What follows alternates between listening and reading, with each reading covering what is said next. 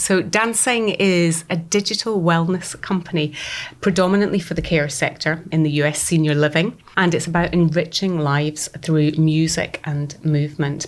If we went for an investment, how much would we ask for? I'm not going to lie when I say we modelled from 200,000 to 10 million pounds.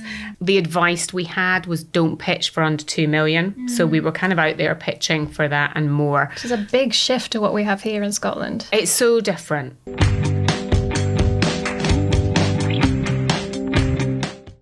Hi everyone, welcome to Ideas to Impact. My name's Sally, I'm one of the programme managers at Codebase. I'm joined today by Natalie Garry from Dancing. Natalie, how you doing? I'm good, thanks, Sally. Good stuff. It has been how long now since you were in Silicon Valley? Oh, I knew you were going to ask that. I think it's been a few months now. Back a few months. Yeah, so May and we're in now, almost coming up to August. Yeah. It's been a bit of a whirlwind since then, Yeah. What have you been up to since? So since we've come back, it's just been a massive kind of change for us and a real new focus and energy in a different direction. So since we've come back, I mean, obviously we've got some amazing clients here in the UK and we're working very hard to keep them all together and have a good time, but it's opened our eyes to what's going on in the US. So we have a whole sort of new arm of the company underway. Awesome. So tell us a little bit about your company. Set the scene for us. What do you do? So Dancing is a digital wellness company, predominantly for the care sector in the US senior living. And it's about enriching lives through music and movement. So we've got this brilliant digital product that we bring into all the care homes so they can get, really good evidence-based sessions to do. And the aim is to make the job of the wellbeing leads much easier, that they've got this enriching program that they can just call on at any time. But also we're looking at big impact for the residents and older people into how we can facilitate them to have a better life. It's all about health span, about living longer, but by using music and movement. So less medication, we want them feeling good. Fantastic, yeah. Your background is in professional dance. Yeah. So, quite an interesting path, I think. And one of the things that I like to say is that all roads have led to this point. Sure. So I started life as a ballet dancer. I was with English National Ballet and I performed with Scottish Ballet. And then through injury and various other things, mainly them saying you're not the right size and you won't fit the costumes, which is quite hard to hear when you're in your early 20s. I turned away from that and it was very painful. I think when you've done something to that level and really you give everything. So I'd spent my whole life up to that point focused on this. However, the blinkers came off. I went and did some fitness training and I was just like, wow, this is so fantastic. There's a whole world of health and well-being. As a result of all my training, I could present really well. I kind of could understand that people maybe weren't comfortable or maybe not feeling so good, and I wanted to make a difference. I never meant to stop dancing. It just happened. And I couldn't actually look at it for quite a while. I couldn't go and see anything. It was so painful. And now I've spent the rest of my 30 years from that point telling the world, no matter what age, shape, size, disability, you can use movement and music to make your life better. And that's why I say I feel all roads have led to this point. Absolutely. It's a really powerful message. Yeah. And so now you're a tech founder. So how do we get from well-being into tech? Into tech, I know. So a big switch around as well. Really good to ask that. So what I did, I had 4 children. Okay, I think I'm greedy in everything that I do. Like I'm here on this planet and I literally want to experience everything. So I've had these 4 wonderful children. I've been Mother Earth. Yeah, I've pureed the carrots. I've grown the carrots. I've had the chickens, the turkeys, you name it, we've done it. My youngest went to school and I'd always been keeping my hand in and running bits of fitness and Pilates. But I wanted to create a business that I could scale. And I'm not ashamed to say that. It's quite hard. And as a woman, it's quite hard to say I want to make a really successful business that's financially viable for me and my family and my wider team. That was always the goal. And I look back and I laugh at my naivety of my exuberance of what I was going to do, but I could see what I was going to do. So the vision was to run these classes, dancing classes, which would be half singing and teaching people to sing without music. So they didn't need to read music. We would sing a line, sing it back. We'd have a great presenter and everybody could really get involved. And then to teach low impact fitness that would make a difference to people's health. I saw people at choirs. I went to a choir. Now, I'm just an enthusiastic singer, right? I'm not good. I'm like the little kid on stage belting it out and getting it wrong. But I knew how much good it was doing me. And I was like, I can make this better, because these people also weren't working out. I noticed their posture was bad. And I just thought, very simply, I can get a good program. The other thing that I thought was, people don't stick at something. You know, people sign up to gym memberships and statistically they don't keep going. So I was like, how can I hook them in? So there was a sense of community as well. So I set up these classes. We had teams running. It was rolling out. The year before COVID, in the January, we had a small little board meeting. We'd grown 68%. And I said, why don't we maybe see if we could take this online somehow?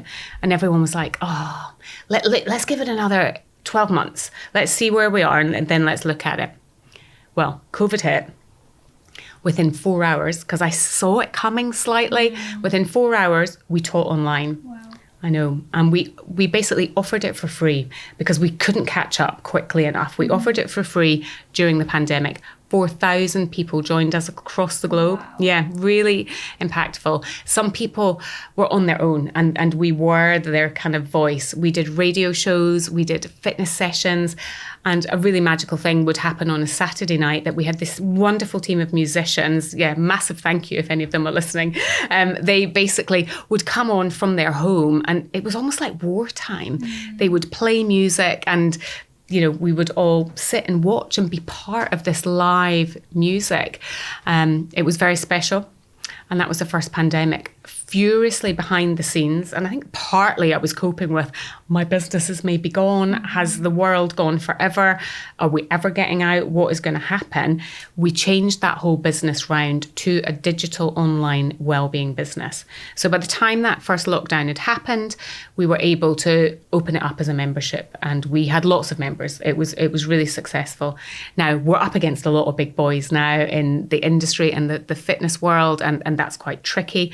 The second lockdown, we moved into the care sector. And my vision when I set out the company in my naive days at the beginning when I was going for global domination, the vision was the main body of the company and an arm for later life living. It was always a vision, just not the way I thought it was going to be. We then adapted it. We then, we've done so many things to really work and get it right for this very special demographic that is getting bigger and bigger. Worldwide, the aging population is huge. And it's been an amazing journey, sort of creating this phenomenal, we got an award last week. I think I'm allowed to say that as best, thank you, best digital wellness resources, which is really fantastic. And it just shows that all the work and all the people involved are really making an impact in people's lives. That's incredible. Yeah, it's a testament to how much innovation came out of necessity. Yeah. During the pandemic. Yeah. I'm interested in how you identified this gap in the care sector for older adults. What made that jump out as a market for you in that moment? I know, it's interesting. The people who came to the in-person classes were kind of 40 plus, and some of them on the older sort of level of that as well. So I was very much aware that this clientele needed to stay really well to live longer. It's all about, that health span, not just the longevity. And particularly women, they live longer than men, but in poorer health. So it's really important that we help, with the health and well-being of that. And I believe so hugely in music, in movement and good nutrition to really help you live this great life. And there's no difference for people that are in the care sector. It's very expensive to bring in specialised teachers to come in and work with people in the care homes. And I realised we could really reach a lot of people with really great quality resources. Mm-hmm. We've learned more and more since we've been in the industry that there's a gap with the training that's needed for the staff that are using the resources. And that's been a really key part of what we do. So yes, it's all about the residents, but it's actually about the care staff too. Mm-hmm. We care about their health and well-being as well. Yeah. And in fact, we've done some amazing studies with the Scottish Government that have shown that their health and well-being, which we monitored it, and it was terrible. The stats, we used a big national scale, the Edinburgh Warwick scale, which anyone can use, and you can see where you are on that scale. And they were 26% under the national average for health and well-being, really poor. But as a result of them using our resources with their residents, within 6 months, we got them to 1% under that. Okay. Now that's huge impact. And for an industry where there's a lot of attrition, it's really important that we can make people feel better. Because if people feel better, and that was my whole vision, if the adult feels better, the wider family network, everybody benefits from that person being better. That ripple. Yeah, it's huge. Absolutely, yeah. I find your story and your business really fascinating because it's two industries that I wouldn't traditionally see together. Yeah. The kind of more public sector associated, like older people, well-being, and then tech. Yeah. How has it been kind of trying to marry those two identities and industries together? Yeah. For sure. That it's been difficult. And I think even I see a huge change even just the last 4 years. So since the pandemic, and I think the care sector has been slower to sort of embrace the technology. And there's all sorts of care planning and wonderful things going on. There's some brilliant organisations out there. But actually on the ground, even then, when we first came into the industry, we were literally teaching people how to switch on computers, and I don't get an email. I don't use this. I don't use that. I don't know how to hook up my laptop to make it work on a big screen. I don't know how to Bluetooth the radio station to my my speaker. That's hugely changed in the last 4 years, and we are very much on that journey. And it's great to see that they're kind of embracing that and going forward. Why do you think that change has happened? Is it pandemic related? I think it's pandemic related, and I think it's just the way the world is going. And I think and the trip in Silicon Valley, oh my goodness, we've experienced that to the next level and had a real insight about where it's going. And I think all of us have been slow to wake up. I mean, I remember a couple of years ago, really starting to understand AI and going, on my jaw hitting the floor, and then the connections in my brain, realizing where it was going and how the world is changing. This is bigger than the Industrial Revolution of our generation. And, if we want to be a part of that going forward, we do need to embrace it and harness it. I know you like one of my slogans, tech-powered, human-led. And I think that's really key because we want to keep that human element with what we do and to be supportive and to make sure within our company that if people want to speak to a human, they can speak to a human. Yes, there might be, some help from a bot really quickly, but we are very much there. We very much want to be a voice. And even the tech and the resources that we create, we have a select number of presenters that we work with because we want them to be familiar. So particularly the older generation and all the staff, we want them to be like, oh, there's Natalie, there's Alan. We've got this amazing guy, Alan, phenomenal musician, and he has his own fan club, literally. And they're like, where's Alan? But I think it's really important that there is that continuity, and we're going to strengthen that as the company grows. How can these people do more and be a bigger voice so it feels like a community? We run this radio station, and we're using the presenters more and more to be the voice into the care home, and we like to connect people. So yes, the tech's amazing and it is wonderful, and for a small business, it really enhances what we do and enables us to do a lot more. But yeah, we've got to tie it all in with the human element as well. Absolutely. Yeah. So you mentioned a little bit earlier about some of the partnership work that you've been involved in with different organisations. Tell us a little bit more about that. Yeah, so this is interesting, and it kind of stems from me knowing what we do, understanding what we do really works and has an impact, to wanting to get some evidence that we can say that this is our data. So very early on, we reached out to all the universities through Interface to see if there was any university that would want to get involved with us to do some impact and some research, secretly hoping that Stirling University would come back. They are leading globally on dementia and ageing. They're also our local university. So we filled out all this form, sent it off, and I'd be lying if I didn't say I cried when within a few days later Stirling University were in touch. And I remember it was a real highlight, and they were like, look, we want to work with you guys. And so that was really fantastic. And it's been a partnership made in heaven. They're called the Sparkle Team. Nice. Professor Anna Whitaker, who has been leading with us all the way through. She is still working with us 4 years later. So, and she's like, what next? What should we do? So I think you can see that it's been a real match made in heaven. And we've worked together to evidence what we do. So we've worked with some amazing care groups here in Scotland. Balhousie Care Group and Holmes Care Group have been two that have been involved in these big projects. And we've monitored the health and wellness of the residents and had huge impact. Things like within 12 weeks, if they use our resources, depression goes down 49%. Loneliness goes down 29%. Falls, the fear of falling goes down 34%. Huge impact. There's a great little hormone called DHEA, which goes up 62%. Now, you can't see DHEA, but we had these brilliant older people who they love to be part of the research and to make a difference. And again, it's me going, yes, they still feel included. They were chewing on little cotton wool swabs and spitting them into test tubes. And we monitored this DHEA that's gone up 62%. It's like the longevity hormone. It stops you getting so sick. If you're going to get infection, you're going to fight the infection off.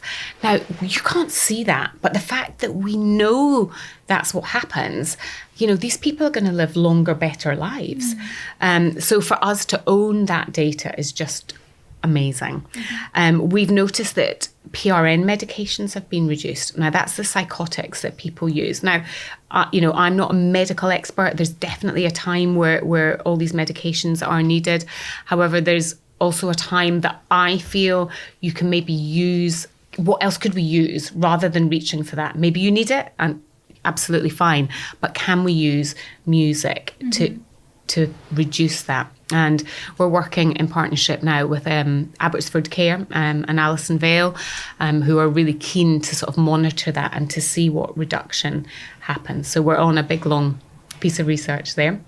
Also, through a care home down in England, we worked with a brilliant guy called Steve Gardner, who was one of our first big clients at Four Seasons, who kind of gave us our first big break, which really propelled us out there with such a big client. He moved to Country Court, a brilliant organisation. We're working with them. They've done a partnership with Phoenix Senior Living in the States, linked us in with them, and they're like, let's do some research. And so that is so huge. And Stirling University are like, let's do some more research. So we're really going to look at frailty with them, and we're going to spend a year really monitoring the frailty of these adults and working with their physiotherapy teams. So it's kind of just building momentum. Yeah, sounds like it. And how impactful has that been in terms of you growing your business and the kinds of decisions you've made, having that evidence-backed research to pull from?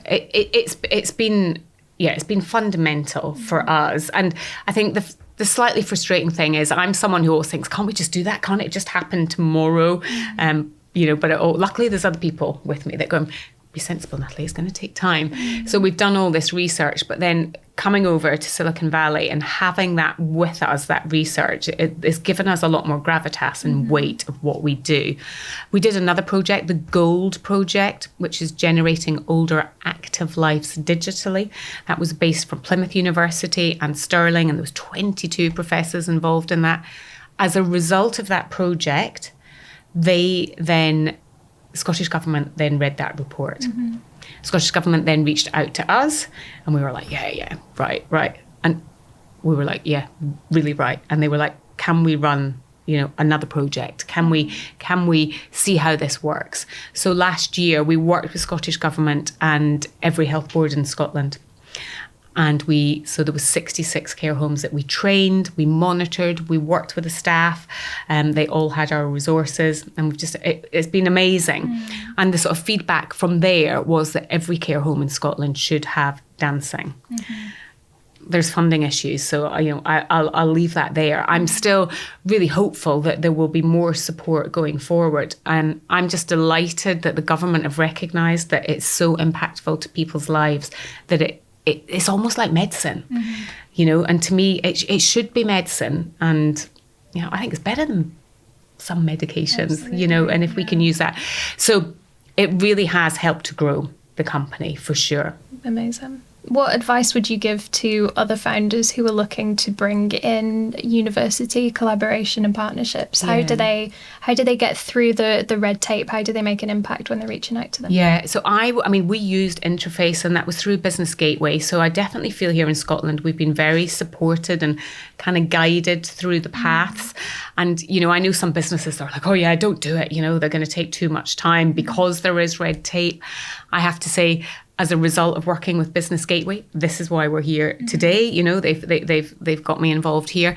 I've had some amazing experiences, and there's been, superb mentors that have guided us all along the way. And I certainly would say use them. There's brilliant people out there. Don't be closed off to that.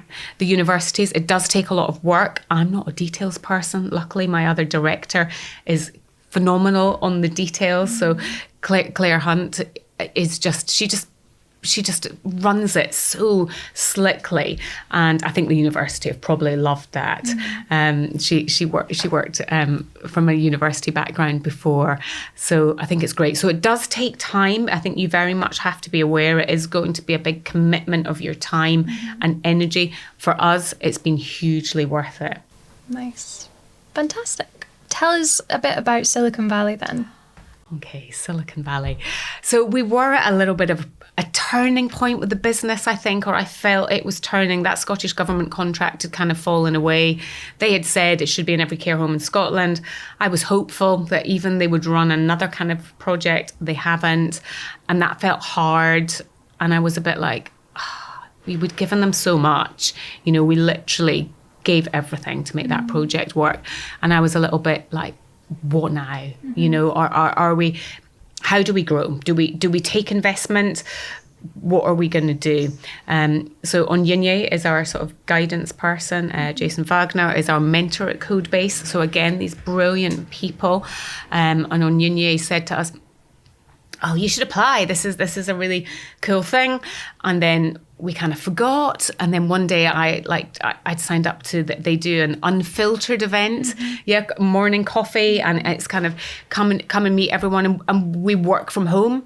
We don't get out enough. And Claire, my co-director was like, oh, really? Do we really have to? And I'm like, yes, we're going. And off we go to Stirling at, crack of dawn to do this coffee thing. And Onyinye was there. Yeah. And they were basically talking about, oh my goodness, you got to apply by 2 days time, but there's another Silicon Valley trip. And we were like, oh, we've got to do it. So off we went, and we went home, and we're like, oh, filling out an application form. And we, as a young business, we do fill out quite a few application forms. I'd be lying if I didn't do I really want this one. We had a moment, and off it went. And yeah, we heard quite quickly back that we were sort of through and being considered. And then, yeah, super excited. And then like, oh no, I have got 4 children. My youngest is doing his standard grades at that time. You want us to go in 5 weeks' time? I do 20 hours radio shows a week and content, and I'm going to have to do that all in advance. And so there was a whole kind of like, are we going to do it? Oh my goodness, it's the best thing we've done. Honestly, it has been, a fork in the road, and we just went for it. A small business, it's like when you're going on holiday, you have to work twice as hard before you get to go away. And twice, 3, 4 times as hard. We just did it, sorted the kids out, sorted the exam, everything, and got to go. And yeah, what an experience. Incredible. You were out there for 3 weeks. Yeah, that was the other thing. 3 weeks. Yeah, it's not like it was 1 week or 2 weeks. And yeah, it wasn't enough. What did you do in the 3 weeks? How did you fill them? Yeah. So we first arrived out, which was really lovely. We had a lovely big day, which I think I did suggest as a great sort of group chat. So we got to meet everyone, and the cohort was so important, and it's continued, and this is months later. Sally's now off the chat, but we are all, you'll be glad you're off the chat, because we are all still chatting away. That's been fundamental to, again, feeling supported, especially with tech companies, you're in isolation, but to share your journey with other people experiencing the same highs. I said to one of them today on a message, the highs are so high when you're running your own business, and the lows are, oh my goodness, so low. Claire, my co-founder, she's dead steady, yeah? I am literally like the waves. I have a tsunami and a crash and up and down, and like I'm the emotional one. So to see the other founders that I think are quite similar, that was great. So we arrived, we had a day off, didn't we, Sally? And we ended up going to a beautiful beach. We did a walk, and we just happened to end up at this beautiful hotel round a fire pit on day one. And wondering, how did we get here? Yeah, how did we get? My feet are still burnt from that because the sun was quite hot. But it was amazing. And then that first week, you took us to the SaaStr conference, which was huge AI, huge tech, really fascinating to see that. And just to learn the Wi-Fi code was don't hire humans, which was slightly disturbing, but interesting as well. And, being in business, you have to look at what's going on, and you have to see what's leading. It felt hard because it very much did feel like less humans, more tech. One of the slides that we saw, they basically said in the next 3 to 5 years, they showed a picture of what the conference would look like, and 10% of the room were AI agent robots.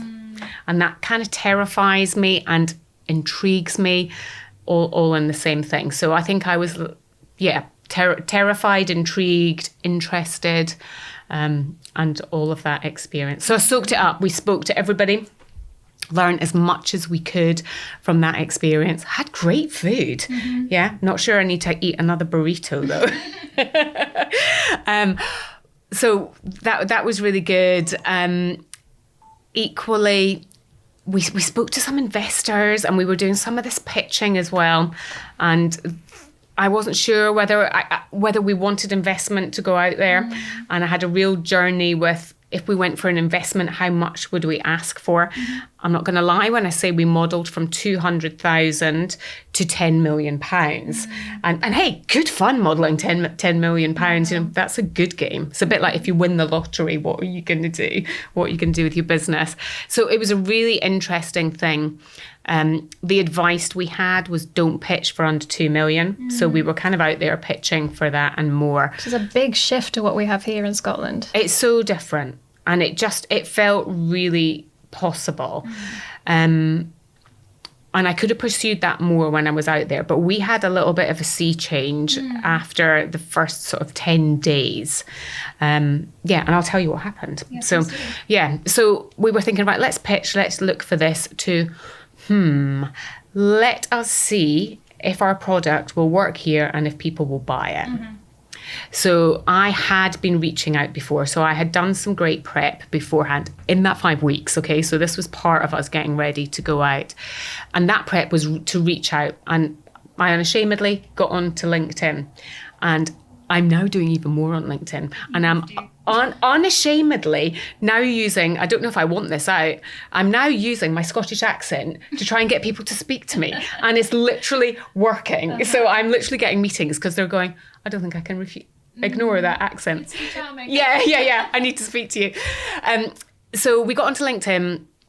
Some brilliant people came back to us and said, yes, come and see us. And we said, look, we'll offer you some engagement days. So for free, we offered these guys some time. And we're now working with them. And they're a really big US organization, and we're going to be sort of expanding with them, you know, across the facilities that they have. So that was so amazing. And we were out there, and, you know, we got our first client when we were there, and big celebrations, you know, and the whole cohort were really cheering. The other LinkedIn thing that we did, or through LinkedIn and also TechScaler, Business Gateway, they recommended we got in touch with Global Scott even, and Cameron Graham, who gave quite a lot of time to the whole cohort, actually, gave us a huge amount of time because we're kind of in the same space. So Cameron was fantastic. And to see the support out there from other Scots was really special. And as a result of Cameron, we're now working with, he gave us a few clients to reach out with. And again, we went and did some engagement visits to day centres, quite different. And they've signed up as clients.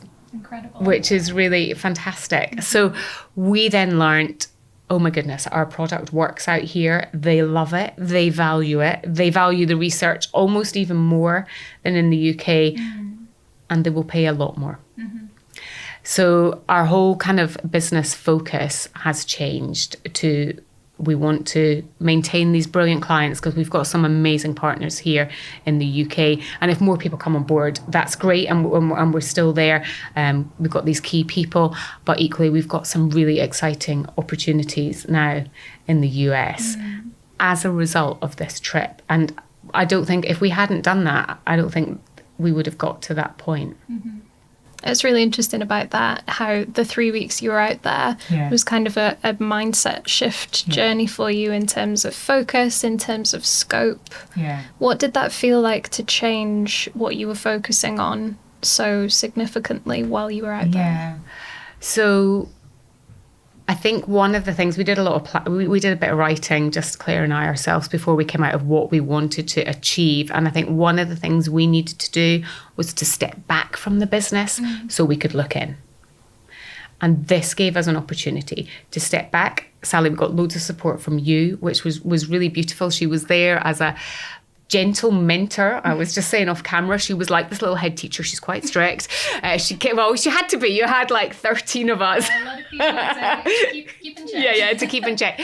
But you were there, and it was just really supportive. And like, I felt like a school kid. I said to Claire once, I want to tell Sally we got a client. And even when I came back, I was quite sad I wasn't messaging you to say, what's so lovely about that sense of cohort that comes out of a trip like that? Everybody, like code-based staff, cohort member alike, is so keen to share their successes and challenges with one another, and that's a really beautiful thing that comes out of 3 weeks in like really close proximity to one another. And everybody is still championing each other. And I don't know why sometimes if people are too close in your space, people can feel protective. I don't know whether everyone's just at that stage where there was so much giving, so much love and support. And, you know, I had conversations with people, and I was quite open, like, I'm not quite sure where we need to go at this point, you know, and it's hard and it's tough, and we're working long hours, and, you know, should we sell? Should we, you know, and I think everybody probably asks these kind of conversations, how much more do we want to do? What it's done for me is given a new focus, a clear focus, and it's given me my va-va-voom back. And do you know what? I love what I do. And that's really fantastic to kind of realise that. And, you know, and if I didn't have it, it's such a huge part of my life, you know, it's more than just a business, you know, it's a total drive. You mentioned that there was a big kind of focus shift for you in terms of your vision for what you want to achieve with your business since you're out in Silicon Valley. What's that been? What's that vision now? So I've still explored a few different options. I am slight nightmare like that I have to look at everything. And I think the business has been at that stage where I've had to do that. What is great now, 2 months have we been back? Is that what we said? Is that we now are really clearly focused. So it's taken that time, and because we've been speaking to people here in the UK, and shall we do more partnerships, and, you know, what can be involved, and some companies, certain things fit that's right for them, and they kind of want to make us fit into there. And I've really looked at that, but I'm now very, very clear that the US is our expansion, and we've got very clear numbers that we're going to hit for the next 2 years into the US and what we want to do. And to have that clarity is like, it's almost like a weight off my shoulders. Yeah. It's like a sigh of relief. Like, I now know what we're doing. I now know where we're headed, and it's exciting. And I love the energy in the States. And, you know, the States, it's a difficult time for you to fall in love with the States. And I've been someone who's been like, oh, and I'm like, I loved California. I'm raging. You know, it was so good. The positivity, the organizations. We spent a lot of time with Kisco Senior Living, who were phenomenal. And we went in and we were involved in their team meetings in the morning, and we got to say what we were doing and in these stand-up meetings. And then the whole team go through their missions and values, and like, it's like a Madonna concert. And I was like, yes, let's do it. Let's make senior living cool. Let's make it fantastic. And I'm like that, yeah? I'm the person that jumps out of bed like, yeah, hey, it's a Monday morning, let's do it. So I'm like, yeah, I kind of belong. Yeah. I belong out there doing that, and it feels great. And they value the health and well-being. You know, I feel like we work at a brilliant group here in Scotland, Renaissance Care, and Dr. Robert Kilgour, basically, they were early adopters of dancing here. And they were fantastic. They did have the vision. And they said, we're going to roll it out. Everyone is going to have it. And all the staff. We have a staff wellbeing platform too. And Dr. Robert Kilgour at the beginning was a bit like, oh, I'm not sure. And then the contract was in jeopardy, wasn't sure. And we saw him recently, and he basically has said, dancing is not a nice to have. It is a must have. And you feel like the market in the States got that? The States got that straight away. And that's what I'm saying. The clients we've got here do know that, and which is fantastic. But they got it straight away. They saw the quality of what we were doing, and it is good quality, you know. And that's the whole thing. We want to put out good quality. Because you've secured 5 new contracts from Silicon Valley. Yeah, 5 to start with, and some of those are going to get bigger and bigger. They've sort of brought us into sort of smaller parts of the company with big expansion, and we have got some really big conversations. We have met through some of the networking events that we had at TechScaler. We met a wonderful woman who's going to be involved in our marketing out there, and she's going to be coming on board. We have also made contact now with somebody on the east side of the US who's going to possibly be our kind of sales director. She's going to be the first one, and then we're looking at a whole kind of system there for selling. She's amazing, and we're really lucky to have her. So our team is growing. Incredible. Within the States? Within the States as well. Fantastic. Yeah. We need people out there, you know. We are here in the UK, and yes, we're going to get out, you know, a number of times a year, but we are here in the UK. That's so exciting. Yeah, it's cool. So you've been involved in the Codebase community and the TechScaler program for, how long has it been now that you've been involved? 18 months, I think. Yeah, it's probably right. Yeah. And how have you found that experience as a whole and all of the different parts of it that you've engaged with? Yeah, so any time I've engaged in it, I've got something out of it. So probably need to engage more, which would be good. And obviously through Codebase, you know, we had that whole TechScaler opportunity, which I can't recommend it highly enough. I'm laughing on my LinkedIn because I don't know why. I seem to see their sponsored posts because I think there's a new, people can apply to go again, and they're going out in October. And I'm slightly jealous. I would love to go again. And so for anyone who, you know, is looking at that, it is a pivotal opportunity. And it feels like a little bit of once in a lifetime. I kind of don't want to say that because I want to do, you know, things like that again. But for us as a business to take that time out, to have that support, to open your eyes to the wider world, it has been fundamental to our business. The change that it is making, it's going to ensure our survival, it's going to ensure our growth, it's going to ensure that tens of thousands of people's lives are impacted through what we do. They're hopefully going to live longer, live better, not fall, not die in such horrific ways. So there's a real human element for us there. And this is to take this out of Scotland and to take these businesses to the globe. What an opportunity. Really scale that impact. Yeah. It's been awesome to see, and it's a really nice example of kind of that journey as it progresses. You started off at the Unfiltered Coffee Mornings with your community in Stirling, and then you've had encouragement from your mentors, Jason and Cameron, of course, the US, to support you to understand how to get the most out of an experience like Silicon Valley. And then you end up on the program for those 3 weeks. In terms of like the preparation that you did to get out there, and what kind of advice you would give to other people who might be looking to go on that kind of program in future, what would you tell past you? Past me, I would say you did all right, kid. I would literally say we went for it. And so I do think you need to be prepared to really, really go for it if you want to get the best out of it. And be prepared to have your mind changed and to be flexible. We could have very much stayed down one path there when we were out in Silicon Valley, but we realised there was a whole other opportunity for us. And I think to move, and don't be afraid to change and to make decisions. Do the prep to get out there, create the links. Yes, you will make loads more out there, and the opportunities. I mean, you gave us some amazing people, these people that came in and talked to us, and to hear how they did were like, my eyes were like on stalks, just how they spoke about their businesses and the passion and the drive. But even those experiences propel you to go, yeah, I'm in the right space. I'm doing the right thing. And you take nuggets from everybody. Be prepared, be open, and do it. Because the way that this particular international program with Silicon Valley is set up is that it affords the people on it quite a lot of freedom to use that time in the way that they see fit. And I feel like that was something that you really took advantage of and really shaped the way you wanted to use that time. And we did. We were, I wanted to use it. I wanted a bit of a holiday.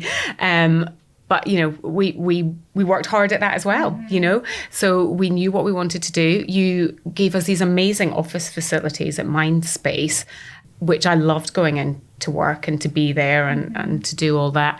And we just programmed our schedule. My mum was quite funny. And she said, well, you've been on holiday. I was like, oh my goodness, Mum. Like, we worked. Definitely not a holiday. Yeah, we worked so hard. I got onto lots of I never thought I'd go to San Francisco. So I got onto lots of social media on Instagram, and I sort of looked at all things San Francisco, and I was like, these are the things we're going to tick off. So at the weekends, on the evening, even the day before we travelled, I had 3 things on my list on that day that we were checking out the hotel, and we went and did them. I do feel we got a full experience out of it. Nice to make some time to kind of unwind in amongst the chaos of filling every area of the day. I know. One of the things I thought I'd do more, I thought I'd kind of be out at night and doing things, but the reality was I was exhausted. I used to sleep by 9 every night. So we're in this amazing city. The hotel for the second 2 weeks was really fantastic. We had these floor-to-ceiling windows and views right over the bay, over Alcatraz, and we could see the boats and the city. And I kept saying, we need to go to this rooftop bar. Why don't we do this? And I was like, let's just make a cup of tea and sit at the window. Little think about the day. And part of that, because we were out and doing so much, and we were running the business back home. So, and with the 8-hour time difference, we worked late at night. And I think there was a couple of mornings as well.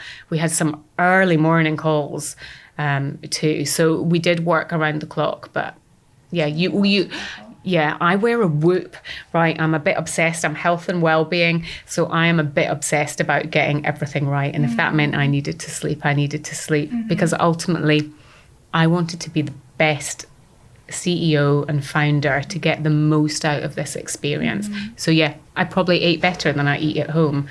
I don't drink. I haven't got time to be hungover or to feel rubbish the next day, so I'm not drinking. I want my sleep. And I want to get my steps in. So exercise was seeing the city. Fueling yourself for that. For sure. It can be quite an intense experience. Yeah. And I can't imagine, and I don't think people were out having a big piss up or anything, but I can't imagine what that would be like, and I wanted to be fresh to take everything out of it. So, it's kind of a done question, but I feel like it bears repeating. And I feel like as a woman in tech, like you can hear a lot about, oh, what's it like to be a woman in tech? But I think that it's definitely a question worth asking, because so many women tackle the challenges that brings in so many different ways. You have 4 children, you have an incredibly busy business and a full life. How do you make it work? So a good question. So one, I'd like to say my children are a little bit older. So my youngest is 15 and the others are kind of adults. They're fledgling adults. So maybe that takes even more, because they're still having some support.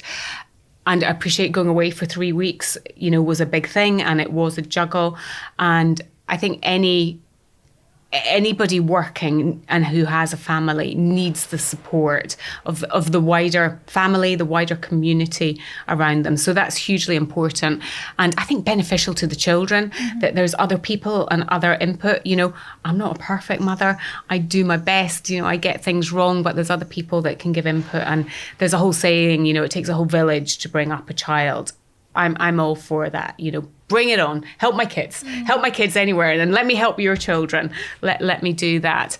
So that's really huge. And I think the other thing not to underestimate is how wonderful and enriching it is for young people to see parents create a business, to be driven, to adapt a business, to change. I feel that they've really grown with me. They've been curious. My little one, when I first started, he was maybe about 9, and I remember some stuff being in the paper, and he was like, "Mom, I've seen you in the paper," and that's really amazing. And he understood, and they all have known the changes, and they've been involved. My older children have been involved. They've done bits of marketing. They've helped create radio shows. They do graphics. They do Canva. So there's been a real kind of family affair, which, do you know what? That was great work experience. They've gone off and done other things. And, my eldest now, she's been here with me today. She's hot desking it downstairs here at Codebase, which is really brilliant. But on the way in, she's got a business idea. And we talked about it all the way in. And she's like, "Mum, I've not felt this excited for ages."